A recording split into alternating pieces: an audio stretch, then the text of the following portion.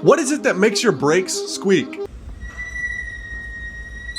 Well, there's actually a few different reasons this could be happening. So sometimes it can only occur briefly in the morning. When your car sits overnight, there's some moisture that can settle on your brake rotors. And when you wake up to go drive your car, there's a thin layer of rust on the rotors. So anytime you go to brake in the morning, your brakes may squeak for 2 to 3 stops. So a morning squeal is perfectly normal. But there's actually 2 other reasons that this can occur. So if the squeal happens anytime you brake, regardless of temperature or time, this could be because the metal indicators that are on your brake pads, they're actually making contact with your rotors. And these indicators let you know that your brake pads need to be replaced. Ignore them long enough and there will be a grinding noise. There won't be a squeal. Or you could have metal particles embedded inside your brake pads. So the metal particles in your pads will make contact with the metal rotor, and thus you will hear a squeal.